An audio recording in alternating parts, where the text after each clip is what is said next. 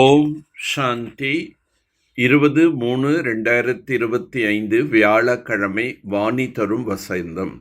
இனிமையான குழந்தைகளே, இந்த பழைய உலகில் அல்பகால ஒரு நொடிக்கான சுகமே உள்ளது. இவைகள் உடன் வராது.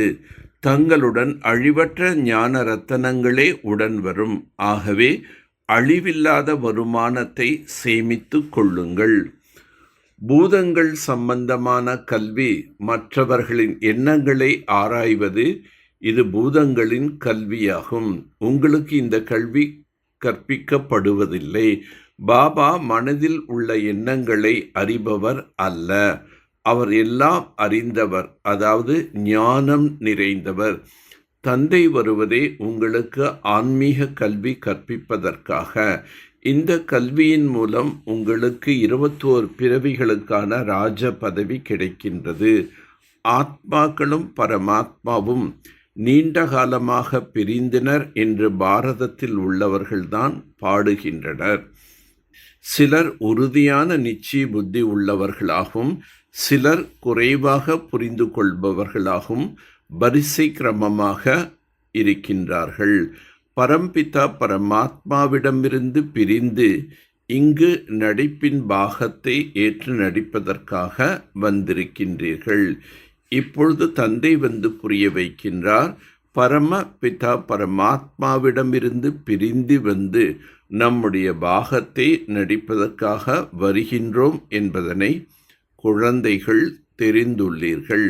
நீங்கள் தான் முதலாக தந்தையிடமிருந்து பிரிந்தீர்கள்.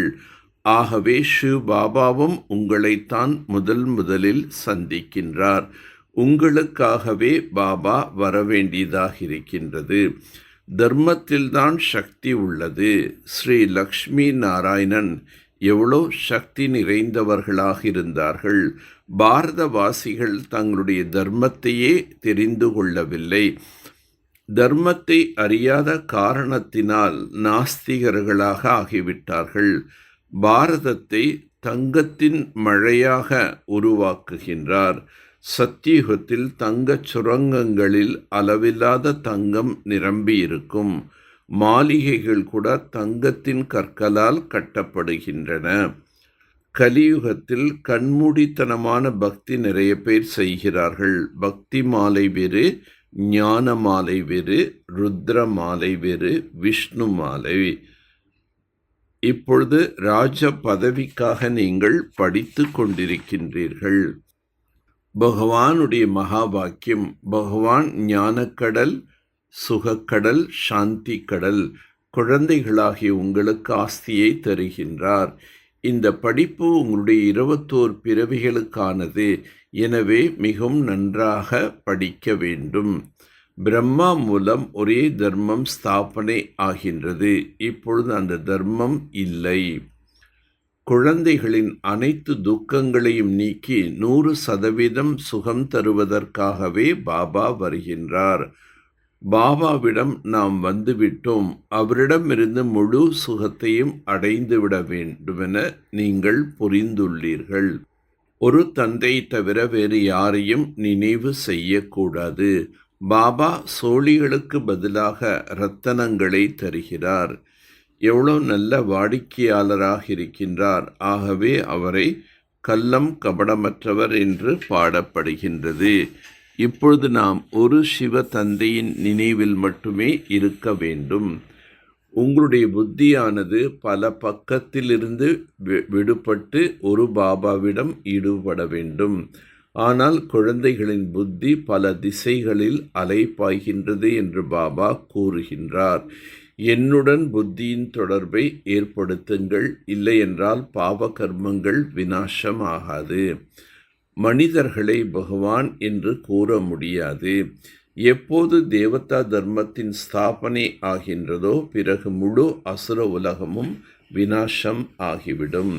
பாபாவை படகோட்டி என்றும் கூறுகின்றார்கள். எங்களுடைய படகை அக்கறைக்கு கொண்டு போய் சேருங்கள் என்று பாடுகின்றார்கள். நீங்கள் தான் தந்தையிடமிருந்து முதலாக பிரிந்து வந்து இந்த நாடகத்தில் நடிக்க வந்தீர்கள். யோகத்திற்கு அக்னி என்று கூறப்படுகின்றது. ஏனென்றால் யோகத்தால் தான் ஆத்மாவிலுள்ள கரை நீங்குகின்றது. யோக அக்னியால் தமோ பிரதான ஆத்மா சத்தோ பிரதானமாக மாறுகின்றது. ஒருவேளை இந்த அக்னி குளிர்ந்ததாக இருந்தால் கரை என்பது நீங்காது. ஆகவே நாம் மிகவும் சக்திசாலியாக யோகா செய்ய வேண்டும். பத்திகளுக்கெல்லாம் மேலான பத்தி உங்களை ஞானத்தால் எந்தளவு அலங்காரம் செய்கிறார். அனைவருக்கும் நன்மை செய்ய பாபா வந்துள்ளார்.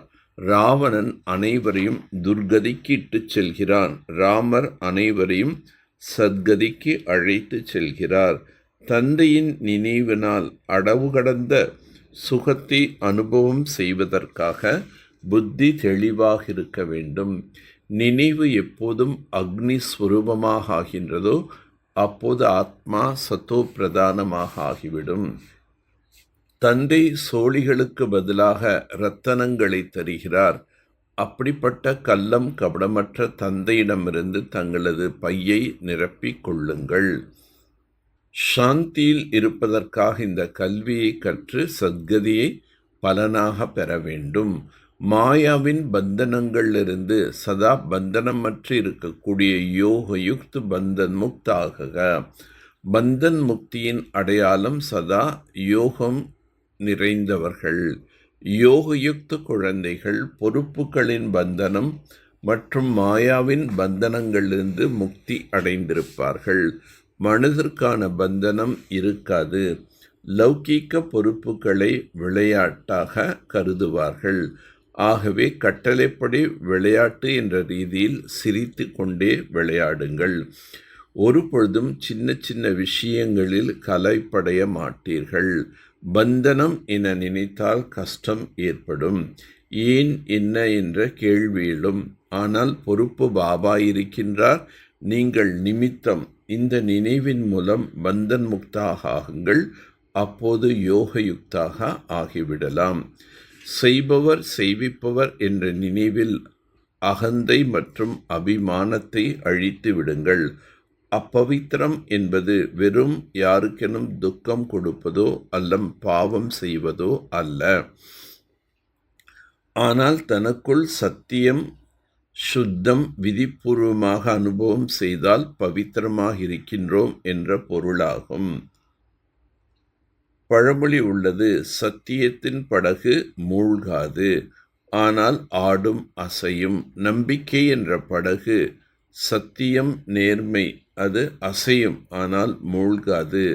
ஆதலால் சத்தியத்தன்மையின் தைரியத்துடன் பரமாத்மாவின் பிரத்யக்ஷதாவுக்கு நிமித்தமாக ஆகுங்கள். நல்லது. ஓம் சாந்தி, ஓம் சாந்தி, ஓம் சாந்தி.